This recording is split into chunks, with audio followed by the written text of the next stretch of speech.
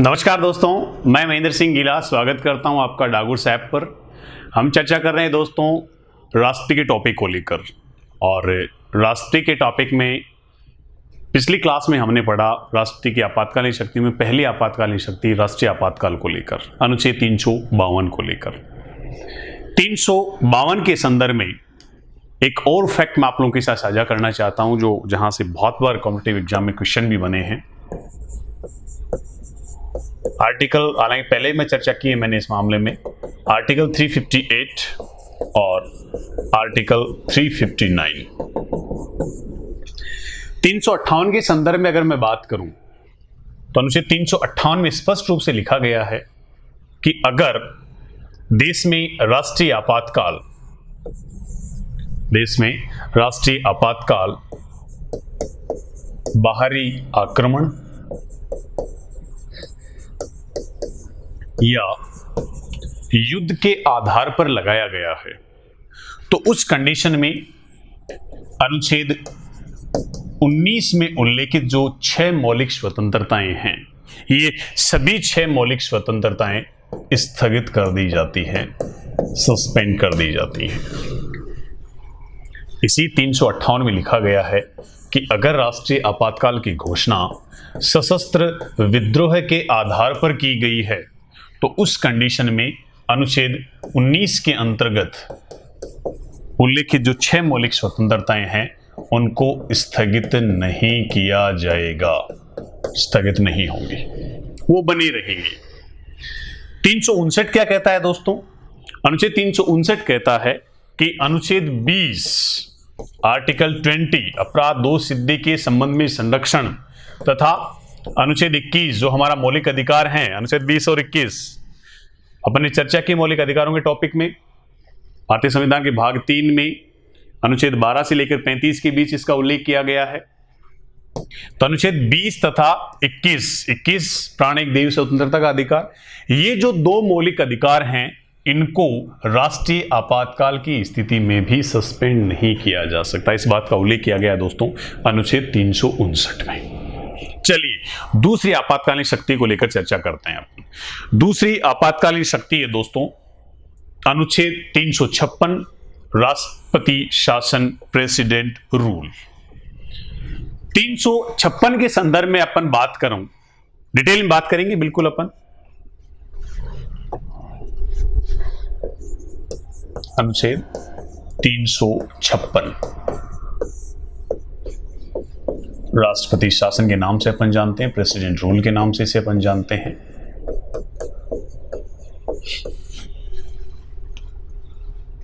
दोस्तों 356 की बात करूं उससे पहले मैं बात करना चाहूंगा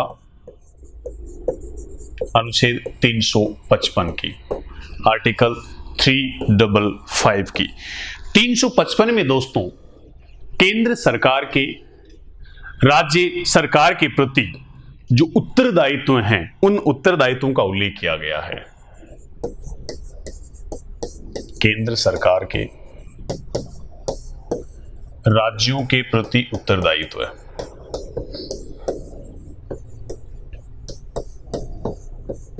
राज्यों के प्रति उत्तरदायित्व। अब क्या क्या उत्तरदायित्व हैं केंद्र सरकार के राज्यों के प्रति? तो अगर पहले उत्तरदायित्व के संदर्भ में अगर मैं बात करूं तो पहला उत्तरदायित्व है बाहरी आक्रमणों से सुरक्षा। अगर कोई दूसरा देश संबंधित किसी राज्य पर आक्रमण कर रहा है तो उस कंडीशन में उस राज्य की सुरक्षा करने का जो जिम्मा है वो किसका होगा? केंद्र सरकार का होगा। दूसरा, आंतरिक शांति स्थापित करना। आंतरिक शांति स्थापित करना, किसी प्रकार का कोई डिस्टरबेंस अगर हो रहा है स्टेट गवर्नमेंट्स में, राज्यों में, तो वहां पर शांति स्थापित करने का जो कार्य है वो है दोस्तों केंद्र सरकार का। तीसरा, संविधान की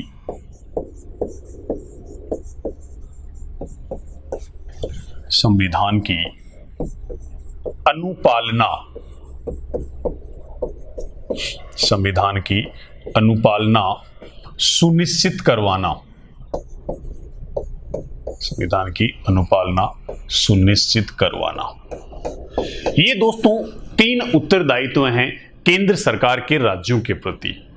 क्लियर? अब यहां पर मैं बात करूंगा आपके साथ अनुच्छेद 365 की भी, 365 की। 365 कहता है कि केंद्र सरकार के द्वारा अगर राज्यों को कोई निर्देश दिए जाते हैं, कोई संवैधानिक निर्देश दिए जाते हैं, और अगर कोई राज्य उन निर्देशों की पालना करने में आनाकानी करता है, उन निर्देशों की पालना में अगर आनाकानी करता है, तो उस कंडीशन में केंद्र सरकार के द्वारा राष्ट्रपति को इस बात की अभिशंसा की जा सकती है कि संबंधित जो राज्य सरकार है, संबंधित जो राज्य है, वो अनुपालना नहीं कर रहा है, जो केंद्र के निर्देश है, जो संवैधानिक निर्देश, उनकी अनुपालना नहीं कर रहा है, और इस बेसिस पे राष्ट्रीय शासन लगाने की अभिशंसा कर सकता है। एक बात तो है ये। दूसरा, अगर राष्ट्रीय शासन का आधार क्या है, किस बेसिस पे राष्ट्रीय शासन लगाया जा सकता है, अगर या तो राष्ट्रपति को खुद को या फिर संबंधित राज्य के राज्यपाल के द्वारा ये रिपोर्ट, ये सूचना देश के राष्ट्रपति को दे दी जाए कि संबंधित राज्य में जो संवैधानिक तंत्र है, जो कॉन्स्टिट्यूशनल सिस्टम है, संवैधानिक तंत्र है, वो विफल हो चुका है, असफल हो चुका है, तो उस आधार पर देश का राष्ट्रपति संबंधित राज्य में अनुच्छेद 356 के तहत राष्ट्रीय शासन की घोषणा कर देता है। एक बात तो है ये। नेक्स्ट, इसी के संदर्भ में अपन पढ़ते हैं कि राष्ट्रपति के द्वारा ये जो राष्ट्रीय शासन की जो ये घोषणा की गई, ये 6 माह के लिए हो गई, 6 मंथ्स के लिए, सेम राष्ट्रीय आपातकाल की तरह। फिर अपने राष्ट्रीय आपातकाल में पढ़ा था कि राष्ट्रपति के द्वारा इस की गई घोषणा को संसद के द्वारा 1 माह की अवधि में पारित करना आवश्यक है। यहां पर दोस्तों ये समय है पारित करने का 2 माह है, 2 माह की अवधि में पारित किया जाना आवश्यक है।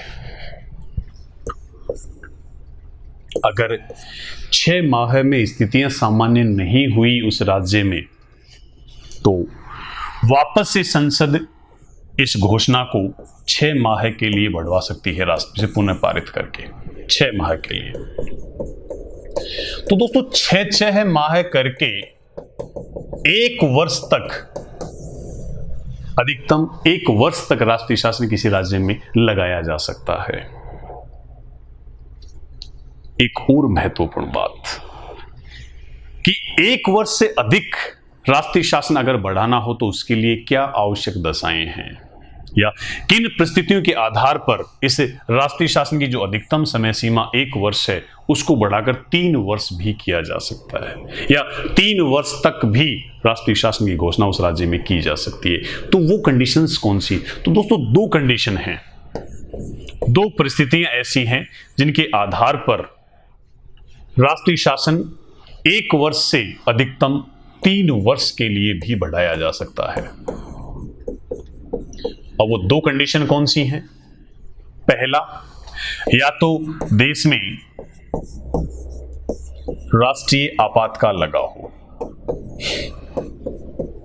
देश में नेशनल इमरजेंसी लगी हुई हो। दूसरा, पहला राष्ट्रीय आपातकाल लगा हो, तथा दूसरा अनुच्छेद 324 आर्टिकल 324 के अंतर्गत भारतीय चुनाव आयोग, निर्वाचन आयोग, इलेक्शन कमीशन के द्वारा इस बात की घोषणा कर दी जाए कि वो संबंधित राज्य में चुनाव करवाने में असमर्थ है। कहने का मतलब है संबंधित राज्य में स्थितियां, दशाएं इतनी अनुकूल नहीं है कि वहां पर विधानसभा के चुनाव करवाए जा सके। इन परिस्थितियों में राष्ट्रीय शासन की जो अवधि है वो 1 वर्ष से बढ़ाकर अधिकतम कितनी की जा सकती है दोस्तों? 3 वर्ष की जा सकती है। आप लोगों की जानकारी लिए बताना चाहूंगा कि राष्ट्रीय आपातकाल के संदर्भ में इस प्रकार का कोई प्रावधान नहीं था दोस्तों। इस प्रकार का कोई प्रावधान नहीं था, लेकिन अनुच्छेद 356 के संदर्भ में, राष्ट्रीय शासन के संदर्भ में यह प्रोविजन है कि एक बार 6 माह के लिए आप कर सकते हो। 6 माह में स्थितियां अगर सामान्य नहीं होती हैं और संसद उसे वापस पारित कर देती है तो 6 माह करके 1 वर्ष के लिए बढ़ा सकते हो। 2 परिस्थितियां अगर हैं तो उस कंडीशन में 1 वर्ष से बढ़ाकर अधिकतम कितना कर सकते हो, 3 वर्ष। और वो 2 परिस्थितियां कौन सी है, या तो देश में राष्ट्रीय आपातकाल लगा हो, या फिर अनुच्छेद 324 के अंतर्गत भारतीय चुनाव आयोग, राष्ट्रीय चुनाव आयोग ने ये घोषणा कर दी हो, ये जानकारी दे दी हो कि संबंधित राज्य में स्थितियां इतनी सामान्य नहीं है कि वहां पर विधानसभा के चुनाव करवाए जा सके। दोस्तों, राष्ट्रीय शासन के संदर्भ में अगर अपन बात करें तो एकमात्र अपवाद मिलता है इस 3 वर्ष का भी, और वो मिलता है पंजाब राज्य, जहां पर लगभग 5 वर्ष तक राष्ट्रीय शासन रहा। वहां पर स्थितियां इतनी सामान्य नहीं थी कि वहां पर विधानसभा के चुनाव करवाए जा सकते थे, और इस वजह से एक अपवाद यहां पर देखने को मिलता है। पंजाब के संदर्भ में बात करना चाहूंगा कि 1951 में पहली बार पंजाब में ही राष्ट्रीय शासन लगाया गया, अनुच्छेद 356 का प्रयोग किया गया। अब तक भारत में 150 से अधिक बार राष्ट्रीय शासन का प्रयोग किया जा चुका है। सर्वाधिक 10 बार मणिपुर में राष्ट्रीय शासन की घोषणा की जा चुकी है। राजस्थान के संदर्भ में अगर मैं बात करूं तो 4 बार राष्ट्रीय शासन की घोषणा की जा चुकी है। अब 4 बार कब कब की गई, 1967, 1977, 1980 और 1992। 1967 में जब मोहनलाल सुखाड़िया प्रदेश के मुखिया हुआ करते थे, मुख्यमंत्री हुआ करते थे, 1977 जब हरिदेव जोशी मुख्यमंत्री हुआ करते थे, और 1980 तथा 92 में जब भैरव सिंह शेखावत राज्य के मुखिया हुआ करते थे, राज्य के मुख्यमंत्री हुआ करते थे। दोस्तों, 2 राज्य, 2 स्टेट अभी भी ऐसे हैं जहां पर एक बार भी राष्ट्रीय शासन की घोषणा नहीं की गई, एक बार भी अनुच्छेद 356 का प्रयोग नहीं किया गया है। वो 2 राज्य कौन से हैं? फटाफट सोचिए, देखिए कौन से हैं वो 2 राज्य। वो 2 राज्य हैं दोस्तों, छत्तीसगढ़ और दूसरा है तेलंगाना। इन 2 राज्यों में अभी तक एक बार भी राष्ट्रीय शासन का प्रयोग नहीं किया गया है। दोस्तों, एक और महत्वपूर्ण बात कि अगर राज्यों के संदर्भ में तो अपन ने बात कर ली कि राज्यों में अगर राष्ट्रीय शासन लगाना है तो अनुच्छेद 356 का प्रयोग करेंगे। दोस्तों, केंद्र शासित प्रदेश जो हमारी राष्ट्रीय राजधानी जो दिल्ली है, उससे दिल्ली के संदर्भ में अगर मैं बात करूं तो भारतीय संविधान में एक संशोधन किया गया, और वो संशोधन था 69वां संविधान संशोधन अधिनियम। 69वें संविधान संशोधन अधिनियम 1991 के द्वारा यह प्रावधान किया गया, जिसके अंतर्गत भारतीय संविधान में एक अनुच्छेद जोड़ा गया 239 AB। इस 69वें संविधान संशोधन अधिनियम 1991 के द्वारा अनुच्छेद 239 AB में यह प्रावधान किया गया कि अगर दिल्ली में राष्ट्रीय शासन लगाना है तो वो अनुच्छेद 356 के तहत ना लगकर अनुच्छेद 239 AB के तहत लगाया जाएगा। क्लियर? तो ये वाला पॉइंट है वो बड़ा महत्वपूर्ण हो सकता है आपके कॉम्पिटिटिव एग्जाम्स के दृष्टिकोण से। दोस्तों, अनुच्छेद 356 को लेकर, राष्ट्रीय शासन को लेकर बाबा साहब डॉक्टर भीमराव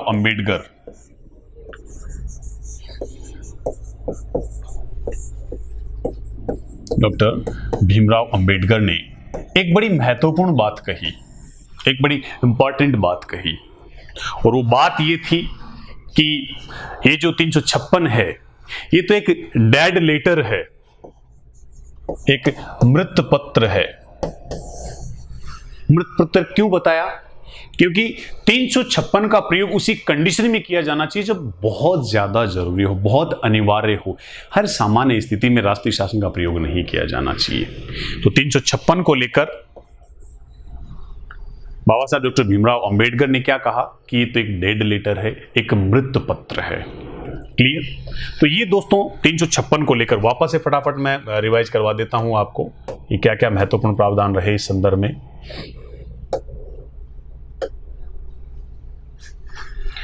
राष्ट्रपति शासन अनुच्छेद 356, 355 में प्रावधान है कि केंद्र सरकार के राज्यों के प्रति 3 उत्तरदायित्व हैं। पहला, बाहरी आक्रमणों से सुरक्षा करना, दूसरा, आंतरिक शांति स्थापित करना, तीसरा, संविधान की अनुपालना सुनिश्चित करवाना।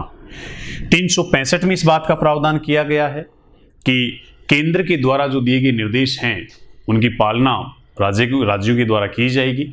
अगर राज्य उस अनुपालना करने में आनाकानी करते हैं किसी प्रकार की, तो रास्ते से इस बात की अनुशंसा की जा सकती है केंद्र के द्वारा कि पर्टिकुलर राज्य में राष्ट्रीय शासन की घोषणा की जाए। दूसरी महत्वपूर्ण बात, आधार क्या रहेगा इसका, राष्ट्रीय शासन का आधार क्या रहेगा अनुच्छेद 356 का। तो अगर किसी राज्य में संवैधानिक तंत्र, कॉन्स्टिट्यूशनल सिस्टम विफल हो जाता है, इस बात की जानकारी या तो खुद राष्ट्रपति को लग जाए या फिर संबंधित राज्य के राज्यपाल के द्वारा इस बात की सूचना राष्ट्रपति को दी जाए, तो उस कंडीशन में राष्ट्रपति के द्वारा संबंधित राज्य में अनुच्छेद 356 का प्रयोग किया जाता है दोस्तों। अब एक बार अगर राष्ट्रपति ने एक बार अगर राष्ट्रीय शासन की घोषणा कर दी तो वह 6 माह के लिए जारी रहेगी। 6 माह में अगर स्थितियां सामान्य नहीं हुई तो संसद के द्वारा इसे पुनः पारित करके फिर 6 माह के लिए बढ़ाया जा सकता है। तो 6 माह करके 1 वर्ष। अगर 1 वर्ष में स्थितियां सामान्य नहीं हुई तो इस घोषणा को 3 वर्ष के लिए भी बढ़ाया जा सकता है। लेकिन वो स्थितियां कौन सी रहेंगी दोस्तों? या तो देश में राष्ट्रीय आपातकाल लगा हुआ हो, नेशनल इमरजेंसी की घोषणा हुई हो, अनुच्छेद 352 का प्रयोग किया गया हो, या फिर अनुच्छेद 324 के तहत भारतीय चुनाव आयोग ने यह घोषणा कर दी हो कि संबंधित राज्य में ऐसी स्थितियां नहीं है कि वहां पर चुनाव संपन्न करवाए जा सके। अब तक अनुच्छेद 356 का प्रयोग लगभग 150 बार किया जा चुका है भारत में। पहली बार 1951 में पंजाब में किया गया। पंजाब में ही 3 वर्ष से भी ज्यादा बार राष्ट्रीय आपातकाल लगा हुआ रहा 90 के दशक में। लगभग 5 वर्ष तक डिटेल में पढ़ेंगे, जब अपन प्रधानमंत्री का टॉपिक पढ़ेंगे वहां पे भी चर्चा आएगी इसके संदर्भ में, क्यों लगी रही, क्या राजनीतिक स्थितियां वहां पर थी। स्थितियां वहां पर इतनी सामान्य नहीं थी कि वहां पर विधानसभा के चुनाव करवाए जा सके। राजस्थान में भी 4 बार अब तक राष्ट्रीय शासन का प्रयोग किया जा चुका है, 1967, 1977, 1980 और 1992 में। मणिपुर राज्य भारत का जिसमें अब तक सबसे अधिक बार 10 बार राष्ट्रीय शासन की घोषणा की जा चुकी है। छत्तीसगढ़ तथा तेलंगाना 2 ऐसे राज्य हैं जहां पर 1 बार भी राष्ट्रीय शासन की घोषणा नहीं की गई है। एक और महत्वपूर्ण बात दोस्तों, इस राष्ट्रीय शासन की जो घोषणा है इसको कोर्ट में चैलेंज किया जा सकता है। अब तक 2 बार ऐसा हुआ भी है। एक बार एसआर बॉम्बई बनाम कर्नाटक राज्यवाद में हुआ, सुप्रीम कोर्ट में मामले को चैलेंज किया गया। दूसरा हुआ हरीश रावत सरकार बनाम केंद्र सरकार के संदर्भ में, और उस मामले में भी 356 को चैलेंज किया गया कोर्ट में, और फिर हरीश रावत सरकार को वापस से बहाल किया गया दोस्तों। अब 352 और 356 को लेकर अपनी चर्चा हो चुकी है। अब दोस्तों अपन चर्चा करते हैं 360, तीसरी जो आपातकालीन शक्ति है देश के राष्ट्रपति की, उसको लेकर। 360 वित्तीय आपातकाल, फाइनेंशियल इमरजेंसी। चलिए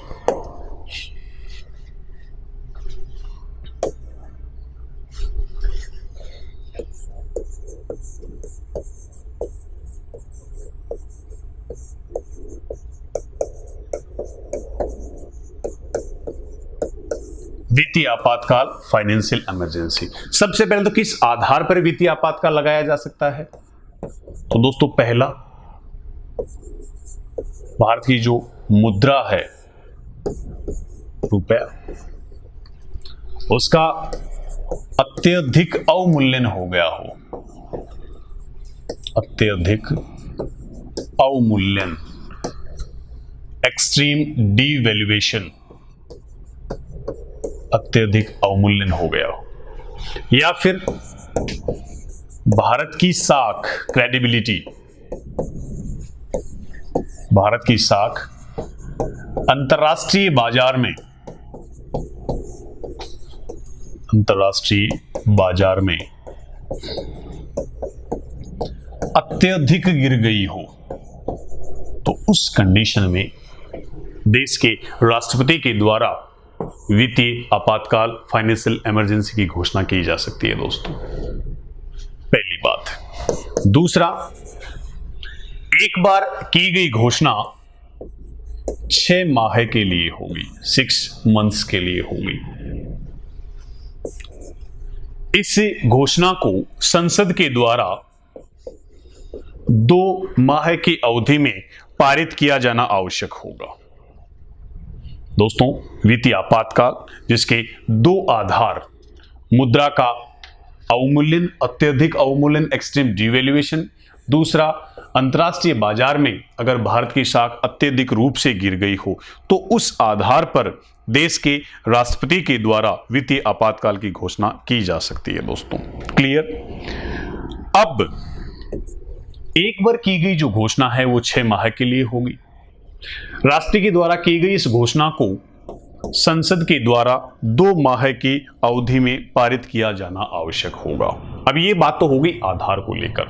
अब प्रभाव क्या पड़ते हैं अगर देश में वित्तीय आपातकाल की स्थिति उत्पन्न हो गई, वित्तीय आपातकाल की घोषणा कर दी गई, तो उस कंडीशन में प्रभाव क्या पड़ेंगे? तो पहला,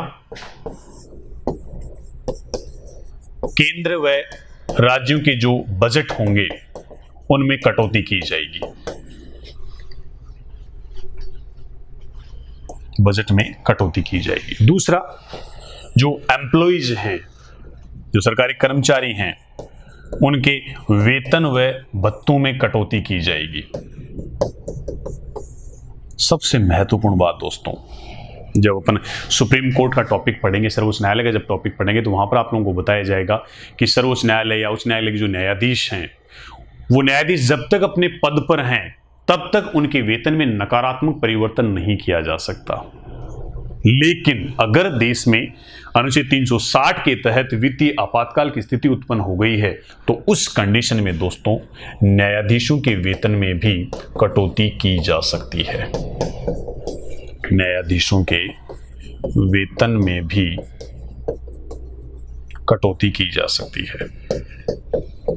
दोस्तों, अब तक की अगर मैं बात करूं तो अब तक भारत में एक बार भी अनुच्छेद 360 का प्रयोग नहीं किया गया है, वित्तीय आपातकाल का प्रयोग नहीं किया गया है। वो बात अलग है कि 1991 में जब पीवी नरसिंह राव देश के प्रधानमंत्री थे, इन पीवी नरसिंह राव की सरकार के समय देश में वित्तीय आपातकाल की स्थितियां उत्पन्न हुई और उस समय देश के फाइनेंस मिनिस्टर एफएम वो थे डॉक्टर मनमोहन सिंह, देश के एक प्रसिद्ध अर्थशास्त्री। मनमोहन सिंह के सुझावों के आधार पर उस वक्त देश वित्तीय आपातकाल की स्थिति में आने से बचा। देश में आर्थिक सुधार किए गए,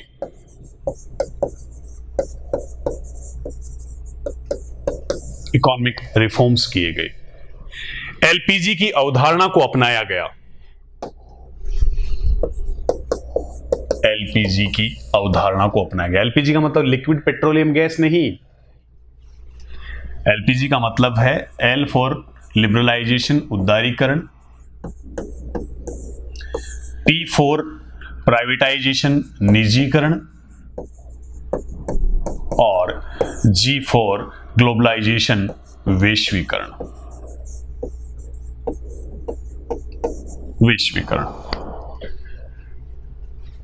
ये मनमोहन सिंह सरकार के प्रयासों की वजह, मनमोहन सिंह वित्त मंत्री थे उस वक्त, और मनमोहन सिंह के प्रयासों की वजह से देश वित्तीय आपातकाल की स्थिति में आने से बचा।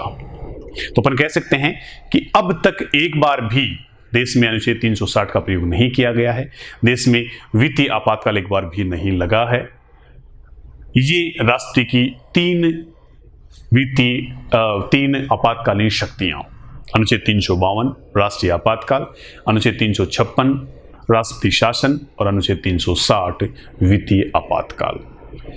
अब देश के राष्ट्रपतियों के संदर्भ में एक एक राष्ट्रपति को अपन डिटेल में पढ़ेंगे, प्रमुख उनकी उपलब्धियां क्या रही, उनके कार्यकाल में क्या स्पेसिफिक प्रोविजंस रहे, उन बातों को लेकर चर्चा करेंगे अपन अगली क्लास में। तब तक के लिए wish you all the best.